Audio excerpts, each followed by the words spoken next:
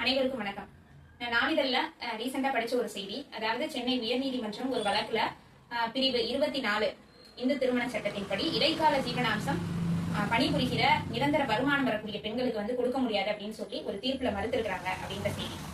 அந்த வழக்கை நான் முழுமையா அந்த வழக்குல சொல்லப்பட்டிருக்கக்கூடிய உத்தரவை படிச்சு பார்க்கும்போது, அதாவது இடைக்கால ஜீவனாம்சம் அப்படிங்கிறது தன்னுடைய வாழ்வாதாரத்திற்கும் சரி, அவங்களுக்கு ஏதாவது குழந்தைகள் இருந்தாங்க அப்படின்னா அவங்களுடைய வாழ்வாதாரத்துக்கும் நீதிமன்றம் இடைக்கால ஜீவனாம்சம் கொடுக்குறாங்க.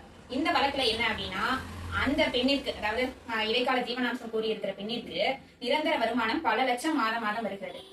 அதனால நீதிமன்றம் என்ன சொல்றாங்க அப்படின்னா, அவங்களுக்கு நிரந்தரமான வருமானம் இருக்குது, அதே மாதிரி அவங்களுக்கு சொத்தும் பல கோடிக்கணக்கில் சொத்துக்களும் அவங்களுக்கு இருக்கு. அப்படிங்கிறப்ப அவங்களுக்கு இடைக்கால ஜீவனாம்சம் பெற தகுதி இல்லை. ஆனா அவங்களோட குழந்தைக்கு இடைக்கால ஜீவனாம்சம் பெற தகுதி இருக்கு. அவங்களோட குழந்தைக்கு கண்டிப்பா ஒரு தகப்பனாரா இந்த வழக்கோட அப்பலண்ட் கொடுத்துதான் ஆகணும் அப்படின்னு சொல்லி தீர்ப்பு சொல்லியிருக்கிறாங்க.